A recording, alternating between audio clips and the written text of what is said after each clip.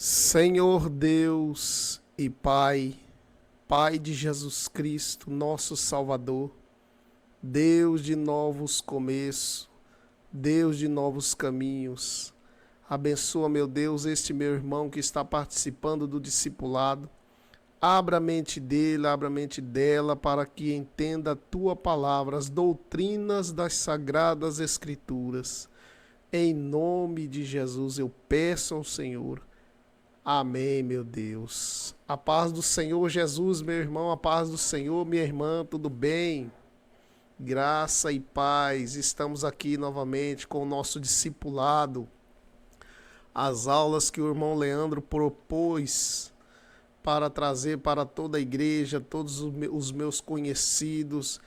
Eu não quero que as pessoas fiquem sem tomar conhecimento das Sagradas Escrituras, conhecimento das doutrinas bíblicas. Eu não quero ver as pessoas ignorantes acerca dos conhecimentos bíblicos, mas eu quero me esforçar para levar o conhecimento, pelo menos o básico, o que eu aprendi eu posso passar para todas as pessoas, em nome de Jesus. Irmãos, a lição 7, nós vamos falar de dízimos e ofertas. Este assunto de dízimo e oferta é um assunto mas um assunto muito pouco falado, né?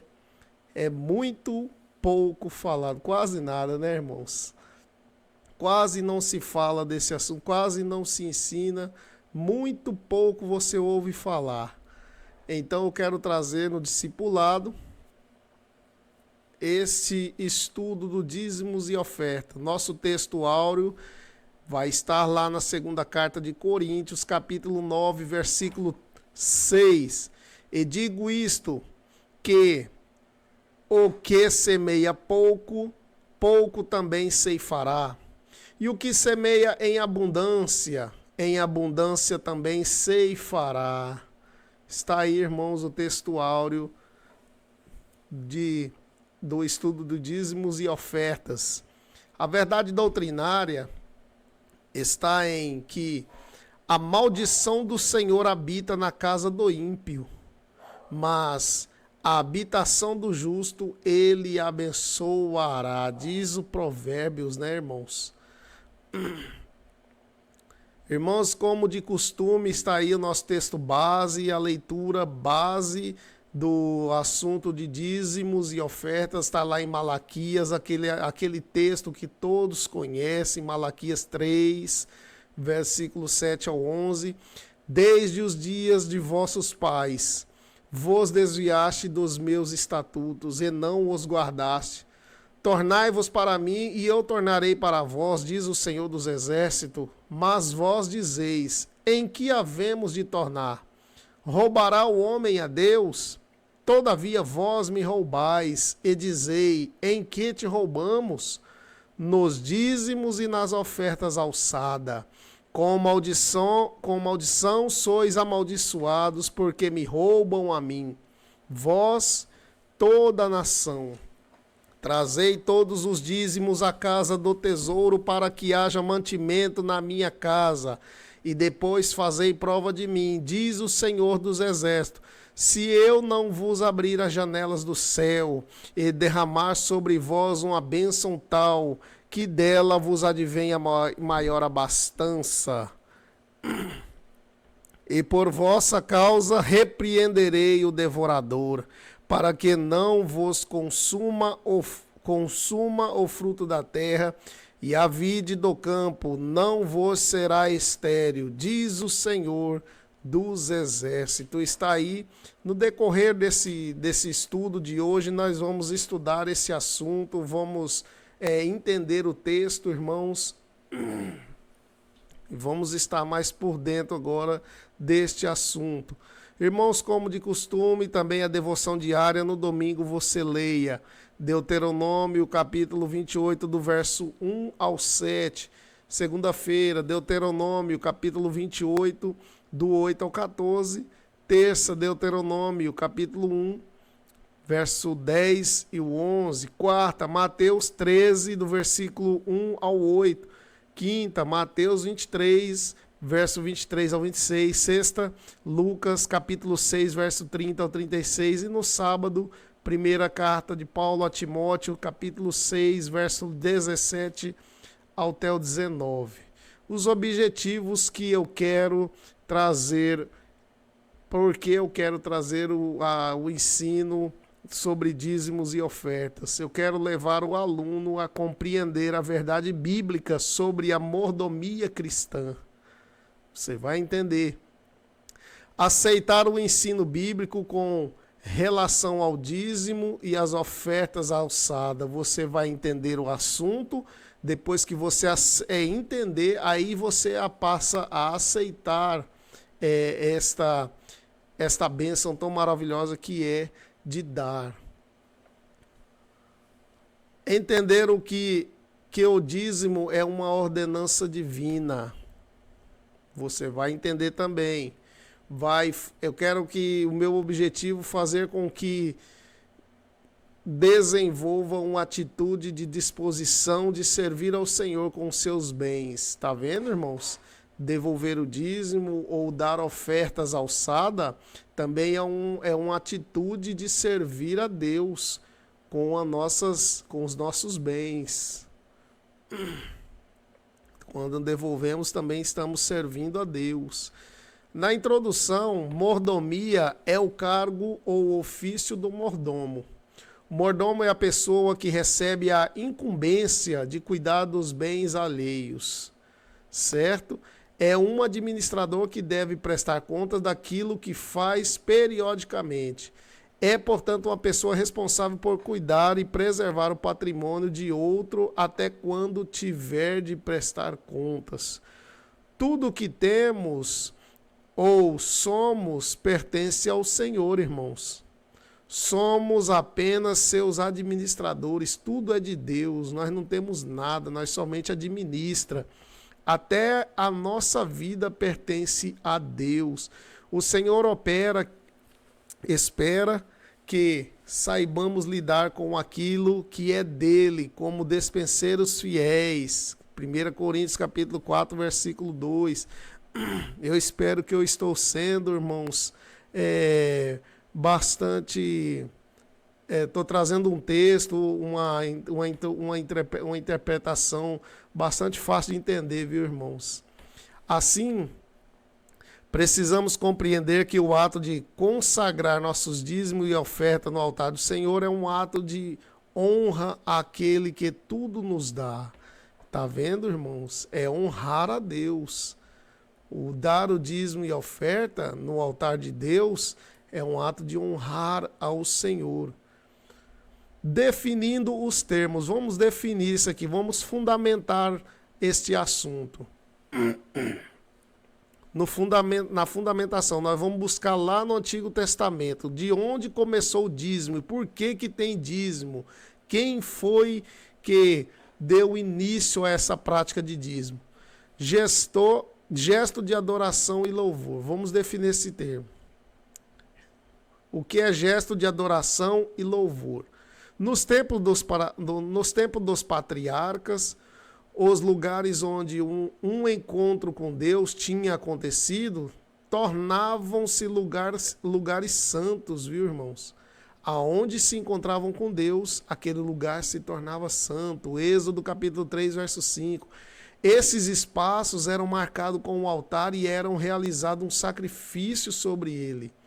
Quando Abraão deixou Harã e partiu para Canaã, parando em Siquém, Deus apareceu para ele e disse que aquela terra estava destinada para os seus descendentes. Ou seja, Deus aparece para Abraão em Harã e fala: Abraão, essa terra que você está, eu vou dar para o seu povo, a sua semente.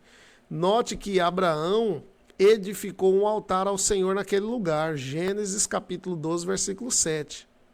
Entenda isso, irmão. Eu estou fundamentando o termo sobre o assunto de dízimos e ofertas.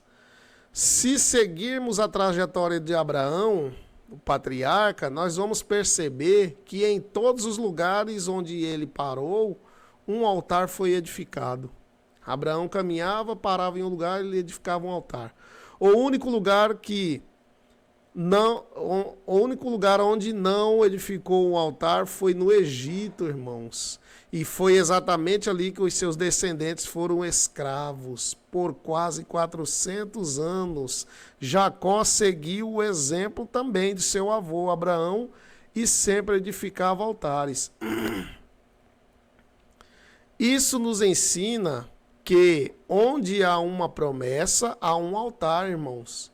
E onde existe um altar, tem também um sacrifício. Onde há um sacrifício, há uma oferta. Entendeu aí a cadeia? Se você tem uma promessa na vida, você é um altar de Deus. Se você é um altar, neste teu altar tem que ter sacrifício. Porque onde tem um sacrifício da sua parte, também você vai dar uma oferta, irmãos. O ato de ofertar, então, é uma honra. O seu altar está honrando aquele que é digno de honra. Por esta razão, o Senhor diz ao povo, através de Malaquias, lá em Malaquias, no profeta Malaquias, onde está a minha honra? No nosso altar, Deus deve ser honrado, viu, irmãos? Através dos sacrifícios e das ofertas também. E aí Deus vai perguntar para o povo através do profeta Malaquias, onde está a minha honra? Malaquias capítulo 1, verso 6. Vale ressaltar que o livro de Malaquias trata de sacrifícios, viu, irmãos? O profeta Malaquias trata deste assunto. Dízimos e oferta no período pós-cativeiro, está aí. O povo judeu da diáspora, né, irmãos, que estava preso, o povo que estava de Judá, que estava saindo do cativeiro babilônico, foi preso lá em Babilônia e estava retornando. E quando eles retornam, eles estavam com medo de dispor, ou seja, entregar os seus bens para Deus e enfrentar dificuldades. Então, para que Deus não ficasse sem ser adorado, eles passaram a dar oferta de menor qualidade e menos valioso. O menos valioso. Ou seja, quando eles retornaram, o povo retorna do cativeiro babilônico, o povo viu que como era, eles iriam voltar a adaptar-se ali em Judá, eles não tinham quase nada. Então, da colheita, da seara ou do gado, das suas criação, eles não iriam dar o dízimo, as primícias, o melhor, o bom para Deus, não. Eles falaram, se nós der para Deus, vai faltar para nós, porque nós estamos chegando na terra de volta agora, né? E aí, então, eles, para Deus não ficar sem nada, eles davam somente o que sobrava, as coisas de menor valor, menos qualidade, tá entendendo, irmãos? Aquilo que era melhor, eles guardavam para si. Isto é, as sementes para a reprodução, porque eles precisavam, irmãos, de replantar para continuar a vida, continuar o seu plantio, aumentar a plantação. Por isso eles não queriam dar na casa do Senhor, devolver para Deus a parte de Deus. Então o brado de Deus através do profeta foi: onde vocês estão me honrando com isso? Aonde está a minha honra?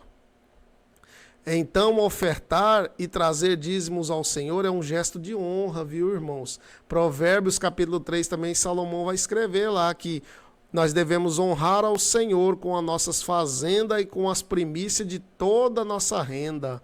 Provérbios 3, verso 9 e o versículo 10. Agora, o que é dízimo, irmãos? O que é? A definição de dízimo no dicionário é a seguinte: dízimo significa 10ª parte de algo, paga voluntariamente ou através de taxas ou imposto. Isso é o dízimo, é a 10ª parte. Apesar de atualmente estar associada a uma prática religiosa judaica ou cristã, muitos reis também da antiguidade exigiam o dízimo dos seus súditos. Na língua hebraica, a palavra dízimo é naaser, com o significado de a 10ª parte de algo. No hebraico, o dízimo no hebraico significa naser, que é a 10ª parte de algo. E a raiz da palavra tem o termo isaron, que significa 10ª parte. Também o termo Ezer, que significa 10. Na raiz anterior desta palavra, temos o termo asa, que significa fazer, fabricar ou realizar. Também há o termo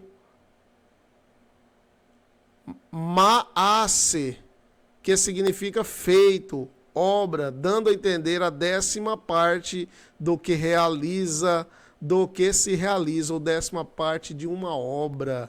Entende, irmãos? Nós temos que trazer toda a introdução, toda a palavra levada lá no original, porque nós não podemos pegar uma palavra que está na Bíblia e não consultar o original dela, lá no hebraico, na raiz da palavra, raiz do termo. Nós devemos buscar, viu, irmãos, para não haver má interpretação. Então, aí o significado da palavra dízimo. O que é oferta? Nós já falamos o que significa o dízimo, agora o que é a oferta? Por sua vez, a oferta é uma contribuição a ser apresentada no altar do Senhor. A oferta é uma contribuição, viu?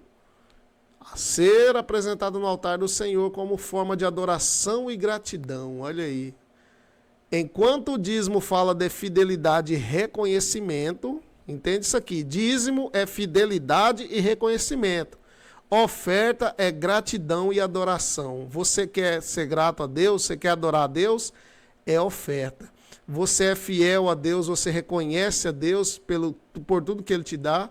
É dízimo. A palavra oferta no hebraico é tarumã. Esta palavra significa contribuição. Oferta significa no hebraico contribuição. Levantamento de oferta. A palavra vem de uma raiz hebraica que é a palavra rum. A raiz da palavra oferta é uma raiz hebraica, rum, que significa altura, altivez, alto ou para cima. Há também a ideia associada de louvor, que nos conduz ao conceito de altos louvores ou louvores ao alto. Desse mesmo modo, há a ideia de ser exaltado. Logo entendemos que essas ofertas para o tabernáculo eram oferecidas para Deus, então, ou seja, para o alto, viu, irmãos? Você leva na etimologia do termo, lá na raiz da palavra, você vai tendo a interpretação correta. O objetivo dela está implícito no próprio termo, que fala de louvores, oferta, ou seja, para Deus, para o alto, que está relacionado a louvor sendo prestado a Deus, a fim de que ele seja exaltado. Certo, irmãos? Muito bom, glória a Deus. O privilégio de dar. Dízimo não é coisa nova, viu, irmãos? Vamos entender aqui, então. O dízimo precede a lei de Moisés, foi antes da lei. Quando Deus dá as 10 tábuas, a tábua dos 10 mandamentos para Moisés, antes desse ato aí, antes da constituição de Israel, antes de Deus dar a constituição para o povo, já se dava o dízimo, já se praticava o ato do dízimo. Lá em Gênesis, quando nós lemos lá em Gênesis 14, versículo 20, encontramos a primeira menção do dízimo feita na Bíblia. Olha aí, primeira vez que se faz uma menção de dízimo é em Gênesis 14, 20. Onde Abraão, ao derrotar seus inimigos, deu o dízimo de tudo a Melquisedeque. Ou seja, Abraão guerreou e nessa guerra ele tira os despojos e de tudo que ele tinha também, ele dá o dízimo a Melquisedeque. Ou seja, ele tomou atitude, o próprio homem, o ser humano toma atitude. Então, o dízimo não foi coisa que Deus mandou o homem fazer. Não, foi ato espontâneo de Abraão, o ser humano entregando ao seu Criador, irmãos. Tá? E é a primeira vez que se fez menção do dízimo. Aqui está uma lição para nós. Antes de se tornar um ato obrigatório na lei de Moisés, o dízimo foi praticado por Abraão como um ato de gratidão e de fé. Nos dias de Abraão não havia ordens, viu, irmãos? Sacerdócio, nem preceitos que requeressem a obrigação sistemática de se entregar o dízimo. Antes de Abraão, no tempo de Abraão, não existia, viu, irmãos, essa ordem de dar o dízimo, não. Aquele foi um gesto espontâneo de fé e adoração do patriarca Abraão. Foi por espontaneidade, ato espontâneo, entenda isso. Outro patriarca que foi fiel na entrega de seu dízimo, antes de existir a lei de Deus dada ao povo, foi Jacó. Olha aí, irmãos, ó, Gênesis 28, do verso 20 ao 22. Jacó também deu dízimo e foi antes da lei. Assim, para aqueles que alegam que o dízimo é um mandamento ultrapassado da lei de Moisés e por isso não é mais válido para os nossos dias, tá vendo? As pessoas falam que dízimo é do mandamento, é da lei de Moisés. Então nós estamos mostrando que o dízimo não era da lei, foi antes da lei que começou essa prática. Apresentamos aí as verdades bíblicas que confirmam isto. Antes mesmo do código de lei do povo judeu, que é os 10 mandamentos. Antes do código de lei, os patriarcas já dizimavam com regularidade. O dízimo agora na lei de Moisés. Como observamos, o dízimo era praticado pelos servos de Deus e por outras religiões do mundo antigo. Depois, com o advento da lei, apareceu a lei, houve a incorporação agora. Deus incorporou o dízimo, o costume de dar o dízimo, incorporação de um costume que já era aceito e praticado regularmente.